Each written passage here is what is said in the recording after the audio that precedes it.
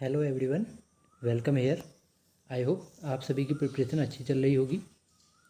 जैसा कि मैंने लास्ट लेक्चर में एथिक्स के सिलेबस को कंटिन्यू किया था और एथिक्स के सिलेबस को यूनिट 1 को प्रॉपरली एक्सप्लेन किया था, तो उसी को टॉपिक को मैं आगे कंटिन्यू करते हुए आज वैल्यूज़ के बारे में बताऊंगा।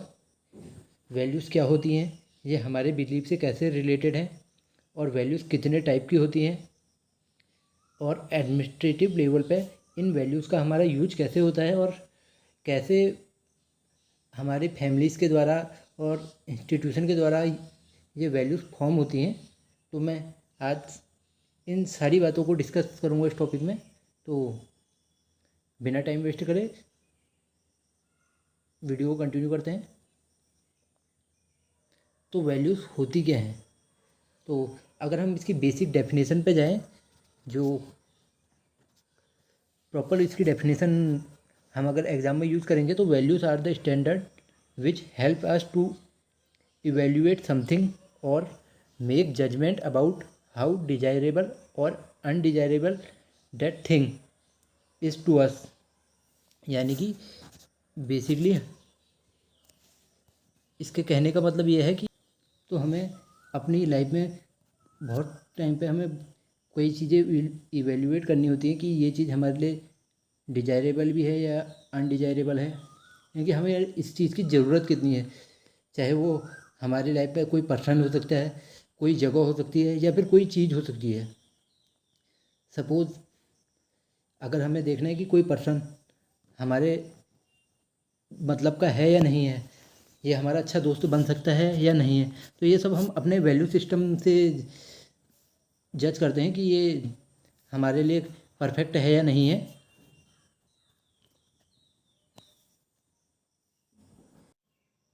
अब हम बात करेंगे कि वैल्यूज़ होती कितने टाइप की हैं। जनरली हम वैल्यूज़ को अपने हिसाब से कितने भी प्रकार से डिफाइन कर सकते हैं, बस जो जनरली एथिक्स में कैटेगराइज करी जाती है तो वो इस प्रकार से होती हैं, जैसे मोरल वैल्यूज़, हमारी सोशल वैल्यूज़, हमारी पर्सनल वैल्यूज़, प्रोफेशनल वैल्यूज़, हमारी civic values, spiritual values, cultural values, universal values और इन्वायरमेंटल वैल्यूज़। अगर हम बेसिकली छोटे छोटे एग्जांपल से समझें तो ये मोरल वैल्यूज़ क्या होती हैं। हम कोई भी चीज़ को डिफाइन करते हैं, कोई चीज़ राइट है या रॉन्ग है, और अगर इसका रियल लाइफ एग्जांपल देखें तो हम जो पुलिस को देख के हेलमेट पहन लेते हैं और टीचर के डर से होमवर्क कर लेते हैं, तो that are our moral values. और अगर हम सिविल सर्विसेज की बात करें तो कोई भी set of instruction, suppose you are SDM और आपको डीएम से अगर कोई भी ऑर्डर आता है तो आप उसे मान लेंगे और उस काम को अपने परगना क्षेत्र में करवाएंगे, तो that are your moral values. And if you talk about social values, तो सोशल वैल्यूज़ होती है कि अगर हम टॉलरेंस सीख जाएं, हम जस्टिस की वैल्यू सीखें, हम इक्वलिटी की वैल्यू सीखें। लाइक अगर हम इसको रियल लाइफ एग्जांपल से अगर देखें तो if you are in love with someone, तो आपको जो है अपने घर पे इक्वलिटी नज़र आती है। अगर आप मम्मी काम कर रही हैं तो आप हाथ बटाना स्टार्ट कर देते हैं एंड आपका टॉलरेंस लेवल बढ़ जाता है, क्योंकि आपके पास कैपेसिटी आ जाती है कि आप चिक चिक चिक चिक झेल सकते हैं, आप बहुत सारे टॉलरेट कर सकते हैं, आप बातों को सह सकते हैं। तो ये सारी सोशल वैल्यूज़ होती हैं। Then if you talk about personal values, अगर हम बात करें पर्सनल वैल्यूज़ की, तो पर्सनल वैल्यूज़ जो होती हैं हमारी इंडिविजुअल चॉइस पे डिपेंड करती हैं। सपोज़ हम किसी बड़े के पैर छू देते हैं एंड या फिर कहीं पर अगर हम करेज दिखा रहे हैं, परजर्वेंस दिखा रहे हैं। लाइक अभी जो ऑपरेशन सिंदूर हुआ था, तो इसमें जितनी हमारी आर्मी के पर्सन ने पार्टिसिपेट किया था, तो वी कैन से इट, ये उनकी पर्सनल वैल्यूज़ हैं कि उन्होंने करेजियसली परफॉर्म किया और इंडियाज़ को प्रॉपरली फ्रंट फुट पर रखा। Now talk about professional values, professional values वो होती हैं कि जब हम कोई भी काम प्रोफेशनली कर रहे होते हैं तो वहाँ पर हम कॉन्फिडेंशियल रहें, कुछ ऑब्जेक्टिव्स होते हैं, हमारी इंटीग्रिटी होनी चाहिए। ऐसा ना हो कि यू आर ए इंजीनियर और आपने एक ऐसा पुल बनाया कि 4 महीने बाद वो पुल ही गिर गया, या आप डॉक्टर हैं तो आपने किसी भी पेशेंट को जो है जानबूझकर ऐसी दवाई दे दी कि वो बेचारा जो है 4 दिन बाद मर गया। तो ऐसा नहीं होना चाहिए। तो we have to maintain our professional values. And when we talk about civic values वो वैल्यूज़ हैं जो हमें सिविक सेंस प्रोवाइड करवाती हैं। जैसे कोई हमें लॉ को ओबे करना है, जैसे कि हमने गवर्नमेंट ऑफिस में देखा है कि कोई भी मुंह उठा के कहीं पे भी दीवारों को लाल कर देता है। तो if you have civic value तो आप ऐसा नहीं करेंगे। तो जैसे नो पार्किंग जोन पे जो पोस्टर लगे रहते हैं कि गाड़ी खड़ी करना सख्त मना है, अगर कर दी तो 500 रुपये जुर्माना, तो ये सब सिविक वैल्यू के अंदर आते हैं। तो ये सिविक वैल्यू भी इंस्टीट्यूशन द्वारा या अथॉरिटी के द्वारा टीच करी जाती हैं। And if you talk about spiritual value यानी कि जो हमें हमारे बेसिकली हमारे जो धर्म से हमें मिलती है वो सारी स्पिरिचुअल वैल्यू होती हैं। जैसे हिंदू धर्म में सिखाया जाता है कि वसुधैव कुटुंबकम। एंड जैसे अगर हम मुस्लिम रिलीजन में माने जाए तो इसमें जो है वाइन को जो है प्रोहिबिट किया गया है, दारू पीना मना है, ब्याज पे पैसा देना मना है।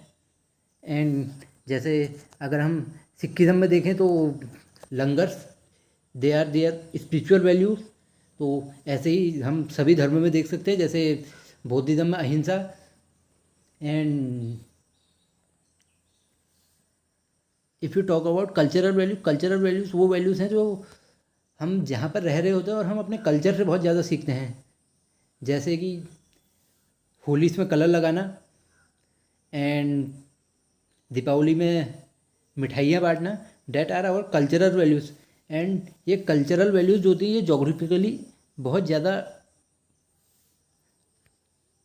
बाइफरगेट होती हैं। यानी कि ज़रूरी नहीं है कि जैसी होली जो है हमारे नॉर्थ में लोग मना रहे हैं वैसी होली केरला में भी हिंदू मनाएं, या फिर जैसे होली इंडिया में मनाई जा रही है, suppose you are in USA तो हो सकता है आपका डिफरेंट प्रोस्पेक्ट हो, और अगर आप पाकिस्तान में हो तो आपका वहाँ का प्रोस्पेक्ट बहुत अलग से चेंज हो जाएगा। If you are celebrating Eid, अगर आप ईद यहाँ पे हिंदुस्तान में मना रहे हैं तो आपका प्रोस्पेक्ट कुछ और रहेगा। And if you are making it in any Gulf country तो वहाँ पर आप कुछ दूसरे तरीके से उसे सेलिब्रेट कर रहे होंगे। एक इसेंस रहता है, बट जोग्राफिकली जो है कल्चरल वैल्यूज बहुत ज़्यादा शिफ्ट होती हैं। But and if you talk about universal values, कुछ वैल्यूज़ ऐसी होती है जो यूनिवर्सली काम करती हैं। यानी कि जो वैल्यूज़ ग्लोबली एक्सेप्टेबल हैं, ऐसे मतलब कल्चर से उनका कोई लेना देना नहीं है। जैसे ह्यूमन डिग्निटी हो गया, पीस हो गया, शांति, जो शांति प्रिय आदमी होगा जो वो इंडिया में भी शांत होगा, अमेरिका में भी शांत होगा, और अगर उसे सूडान में भी ले जाओगे तो तब भी शांत ही रहेगा। जैसे हमारे गांधी जी की फिलॉसफी थी अहिंसा, नॉन वायलेंस। तो ऐसा नहीं है कि गांधी जी इंडिया में थे तो वो नॉन वायलेंस कर रहे थे, और अगर उन्हें जो है इंग्लैंड में ले जाओगे तो वो जो है सीधे जो है बंदूक निकाल देंगे, नहीं। तो जो पीस हो गया, नॉन वायलेंस हो गया, ह्यूमन डिग्निटी हो गया। ह्यूमन डिग्निटी मीन्स कि हम किसी सामने वाले का कितना सम्मान करते हैं। जैसे suppose we meet with our senior, we will always greet them, good morning sir, good afternoon sir. That are universal values. ये ह्यूमन डिग्निटी के अंदर आता है कि हम किसी को कैसे सम्मान करते हैं, और ये यूनिवर्सल वैल्यूज़ हमारी फैमिली के द्वारा फॉर्म होती हैं। ये बेसिकली हमने सुना भी होगा कि अगर कोई भी बदतमीजी से बात कर रहा है तो कहते हैं कि माइट भी इसके परिवार के संस्कार ही ऐसे हैं। तो यूनिवर्सल वैल्यूज़ का डायरेक्टली रिलेशन हमारी फैमिली वैल्यूज़ से होता है। And when we talk about environmental values भी हमारी जोग्राफिकल रीजन पे बहुत ज़्यादा बिलोंग करती हैं। जैसे हमारी जो ट्राइबल कम्युनिटीज़ हैं वो बहुत ज़्यादा इन्वायरमेंट को वैल्यूज़ करती है, बट अगर हमें मौका मिल जाए तो कभी भी किसी भी पेड़ को काट देंगे। बस फ़ायदा अपना होना चाहिए। सोशल मीडिया पर हम लोग लिख सकते हैं कि चिड़ियाओं के लिए पानी रख दो लेकिन शाम को मुर्गा खा सकते हैं। तो ये इन्वायरमेंटल वैल्यूज़ जो है बहुत ज़्यादा डिपेंड करती हैं कि हम, हमारी ज्योग्राफी क्या है, हमारा देश कौन सा है, हमारा कल्चर क्या है। ये इन्वायरमेंटल वैल्यूज़ जो है इन सारी वैल्यूज़ पे डिपेंड करती हैं। इन्वायरमेंटल वैल्यूज़ जैसे SDG का जो कॉन्सेप्ट है हम उसे GS3 में पढ़ते हैं। If you are giving the lower pieces तो ये GS2 में है, एंड माई अपर पीस में ये इन्वायरमेंट जो है GS3 में दिया गया है। तो GS3 में जो SDG का कॉन्सेप्ट आता है, SDG का जो कॉन्सेप्ट है वो इन्वायरमेंटल वैल्यूज़ पर ही डिपेंड करता है। अगर हमारी इन्वायरमेंटल वैल्यूज़ अच्छी होंगी तो हम अपने अभी जो है सस्टेनेबल डेवलपमेंट के ओर को काम करेंगे। अदरवाइज़ तो भैंस के आगे बीन बन जाए ना। आप कहते रहो करेंगे तो हम अपने हिसाब से ही। कब तक जंगलात वालों का पहला लगाओगे, मौका मिलेगा पेड़ काटेंगे। ओके, अब हम नेक्स्ट देखते हैं, इसके कुछ एग्जांपलों को देख लेते हैं। अब हम बात करते हैं कि हमारी वैल्यूज़ चेंज कैसे होती हैं। जैसे हमारी वैल्यूज़ चेंज होती हैं सोशल ट्रांसफॉर्मेशन से, टेक्नोलॉजी के इन्फ्लुएंस में आने से, एजुकेशनल अवेयरनेस से। जैसे सोशल ट्रांसफॉर्मेशन से, सपोज़ अगर हम गांव में रह रहे हैं तो हमारी वैल्यूज़ कुछ और होंगी, बट अगर हम शहर में रह रहे हैं तो हमारी वैल्यूज़ एक डिफरेंट वे में चेंज हो जाती है। जैसे कि हम इसको एक बेसिक सेंस में देखा जाए तो अभी भी जो है कास्टिज्म सिस्टम जो है, जो कास्ट सिस्टम हो वो गाँव में बहुत ज़्यादा प्रिवेल करता है रादर देन सिटीज़ में। अगर हम शहरों में आ जाएँ तो शायद हमें ये भी बात बिल्कुल पता नहीं होगी कि हमारे जो फ्लैट के बगल में जो रहते हैं उनकी कास्ट क्या है और उनका रिलीजन क्या है। बट लेकिन गांव में 4 गांव दूर तक भी पता रह सकता है कि इनकी कास्ट क्या है और ये किस जगह से बिलोंग करते हैं। तो जैसे जैसे हम रूरल से अर्बन की ओर को शिफ्ट होते हैं तो हमारा वैल्यू सिस्टम बहुत ज़्यादा चेंज होता है, ड्रास्टिकली चेंज होता है। एंड सेम विद ग्लोबलाइजेशन, जब हम ग्लोबली इंटरेक्ट करते हैं तो तब भी हमारी वैल्यूज़ चेंज होती हैं। Like if we are in India तो हम लड़ सकते हैं कि we are Hindi dominating people, we are Marathis, we are Tamils. But जैसे ही हम आउट ऑफ इंडिया रहेंगे तो I can challenge you, nobody will ask what is your language.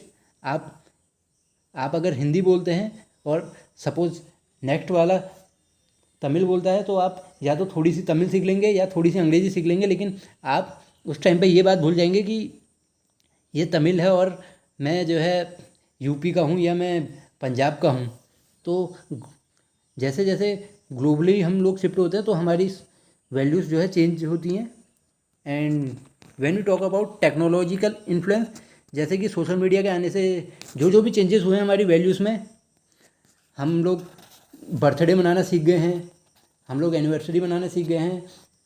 And बहुत सारी बेसिक चीज़ें जो हमने हमारे सोशल मीडिया के आने से जो भी चेंज हमने देखे हैं, तो इसको तो हम बहुत इजीली लिख सकते हैं कि हमारी वैल्यूज़ को टेक्नोलॉजिकल इन्फ्लुएंस ने कैसे शेप दिया है। एंड एजुकेशन एंड अवेयरनेस, ये बहुत ज़्यादा इम्पोर्टेंट है कि हमारी एजुकेशन सिस्टम हमें कैसे हमारी वैल्यूज़ को चेंज करती है। जैसे अगर हमने if you are studied in Shishu Mandir तो वहाँ पर हमें बहुत ज़्यादा जो है संस्कृत पढ़ाई जाती है, we are learn about Sanskrit. And अगर हमने किसी कॉन्वेंट स्कूल से पढ़ा है तो वहाँ पर हमें जो है इंग्लिश बहुत ज़्यादा बताई जाती है। It is not topic to debate, आप लोग कोई भी इस बात पर डिबेट ना करें कि शिशु मंदिर में अब जो है या विद्या मंदिर में अब जो है इंग्लिश पढ़ाई जाने लग गई है। आई एम स्टूडेंट ऑफ विद्या मंदिर, तो हमें बहुत अच्छे से पता है कि वहाँ पर पहले संस्कृत पढ़ाई जाती थी और अब जो है थोड़ा सा ट्रांसफॉर्मेशन जरूर हो गया, लेकिन फिर भी जो वैल्यूज़ शिशु मंदिर में सिखाई जाती हैं उनका कंपेरिजन कॉन्वेंट स्कूल की वैल्यू से नहीं हो सकता है। तो डेट इज़ अदर एस्पेक्ट कि एजुकेशन हमारे कैसे हमारी वैल्यूज़ को शिफ्ट करती हैं। जैसे अगर कोई बंदा मदरसे से उर्दू पढ़ा हुआ है तो अगर उसे हिंदी मीडियम में शिफ्ट करेंगे तो शायद उसे हिंदी में कुछ भी ना आए और उनकी वैल्यूज़ एक अलग डिफरेंट तरीके से वे करेंगी।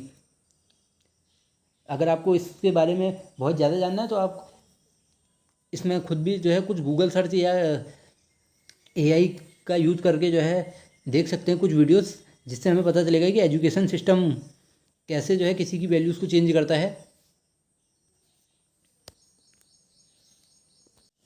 अब हम बात करेंगे कि हमारी फैमिलीज़ का क्या क्या रोल होता है हमारी जो वैल्यूज़ होती हैं उनको सेव करने में। जैसे कि हमें पता है कि किसी भी बच्चे का फर्स्ट इंटरेक्शन उसकी फैमिली के साथ रहता है। जैसे एक छोटा सा बच्चा होता है तो वो सबसे पहले मम्मा बोलना सीखता है। अगर उसकी मम्मी ने उसे मम्मी बोलना सिखाया तो मम्मी बोलेगा, उसे पापा बोलना सिखाया तो पापा बोलेगा, उसे मामा बोलना सिखाया तो मामा बोलेगा। तो बेसिकली एक छोटे बच्चे का बहुत ज़्यादा डिपेंड करता है कि वो वही सारी बातें सीखेगा जो उसकी मदर उसको सिखाएगी। तो जो हमारा प्राइमरी सोशलाइजेशन से स्टार्ट होता है वो हमारी जो है मदर से स्टार्ट होता है। इसीलिए we always talk about that mother is always be your first teacher. And जो सेकेंडरी लेवल पे होता है वो वैल्यू ट्रांसफ़र के थ्रू होता है, जो हम अपने ग्रैंड पेरेंट्स से और अपने रिलेटिव से, या फिर जैसे जब छोटा बच्चा बोलना सीख जाता है तो तब जो है वो अपने ग्रैंड पेरेंट्स से इंटरेक्ट करता है, पेरेंट्स से इंटरेक्ट करता है। यानी कि जो बेसिक फर्स्ट वाली है ये 0 to 9 मंथ होता है। इसमें प्रॉपरली बच्चा जो है अपनी माँ से सीखता है, अपनी मदर से वैल्यूज़ गेन करता है। यानी कि इसको हम -3 भी बोल सकते हैं, क्योंकि कहते हैं कि जब बच्चा जो है मदर की वूम में होता है तो तभी से जो है वो चीज़ें सीखना स्टार्ट कर देता है। जैसे मम्मियों के लिए बहुत ज़्यादा पैसेबल होता है कि कुछ बच्चे जो है एक किसी गाने को अगर हम सॉन्ग को प्ले करें तो वो किसी रिमिक में जो है शांत बैठे रहते हैं, तो किसी में जो है किक करते हैं। तो ये एक चेक करने का भी एक फॉर्मेट होता है कि बच्चा पेट में जिंदा है या कि निकल लिया। तो ये बेसिकली अगर हम मेडिकल टर्म में जाएंगे तो वहाँ पर हमें पता चलेगा जो इंटीग्रेटेड वैल्यू सिस्टम होता है ये 9 month to we can say 3 year तक वर्क करता है। एंड फिर आता है चेंजिंग फैमिली स्ट्रक्चर। जो चेंजिंग फैमिली स्ट्रक्चर के हिसाब से होता है कि जैसे हमारी न्यूक्लियर फैमिली है या फिर हमारी कंबाइन फैमिली है, तो फैमिली स्ट्रक्चर के हिसाब से भी वैल्यू एक डिफरेंट तरीके से चेंज होती है। जैसे हम देखेंगे कि अगर हम कंबाइन या इंटीग्रेटेड फैमिली में रह रहे हैं तो हम लोग अपने ग्रैंड पेरेंट्स के टूवर्ड्स जो है हमारी ज़्यादा रिस्पेक्ट रहती है रादर देन न्यूक्लियर फैमिली में। जब हम न्यूक्लियर फैमिली में रह रहे होते हैं तो हमारा इंटरेक्शन का जो दायरा होता है वो बहुत लिमिटेड होता है और हमारी टॉलरेंस लेवल बहुत कम होती है अगर हम जो है न्यूक्लियर फैमिली में रह रहे होते हैं, क्योंकि हमारा इंटरेक्शन बहुत कम होता है। लेकिन रादर देन जब हम जो है इंटीग्रेटेड फैमिली में रह रहे होते हैं, संयुक्त परिवार में रह रहे होते हैं, तो हमारी सहन करने की क्षमता बहुत ज़्यादा बड़ी होती है। क्योंकि कभी हमें हमारी दादी कुछ कह सकती है, कभी हमारी चाची कुछ कह सकती है, कभी हमारी ताई कुछ कह सकती है। तो फैमिली सिस्टम बदलने से भी हमारी जो है वैल्यूज़ जो है चेंज होती हैं। अगर जॉइंट फैमिली है, इंटीग्रेटेड फैमिली है, तो वैल्यूज़ कुछ और होंगी। जैसे कि इसका कंबाइन अगर रियल लाइफ एग्जांपल देखें तो if you are going to marry, आपको बहुत सारी लड़कियां कहते हुए मिल जाएंगी कि मुझे तो जो है अकेले रहने वाला लड़का पसंद है।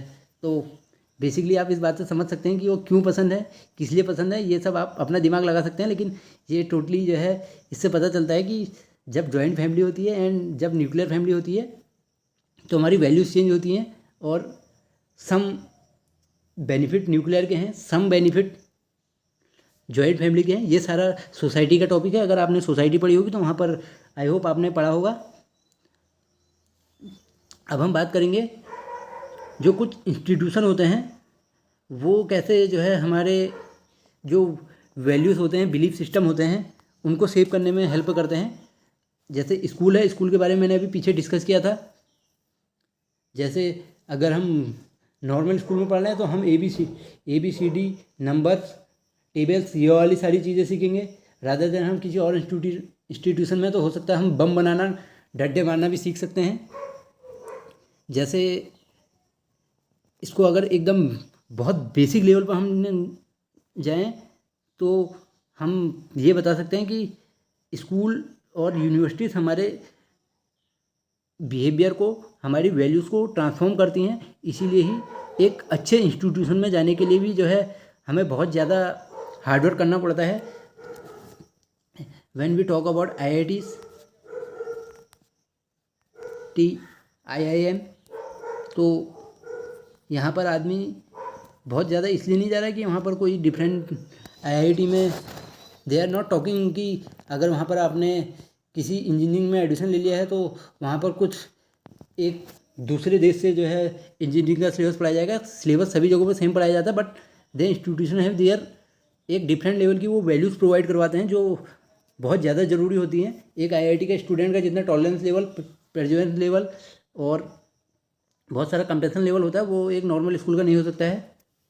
बेसिकली इसको हम ऐसे भी समझ सकते हैं कि अगर आपने कोई प्रोफेशनल कोर्स किया है तो आपकी वैल्यूज़ और आपका परसेवरेंस लेवल और पर्सनैलिटी एक डिफरेंट टाइप की होगी, और रादर देन आपने अगर किसी सिंपल कॉलेज से BA कर लिया तो आपकी पर्सनैलिटी कुछ डिफरेंट लेवल की शेप होगी।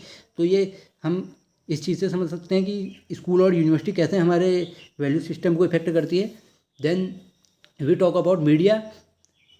मीडिया तो एक ऐसा टॉपिक है जो बताने की ज़रूरत नहीं है।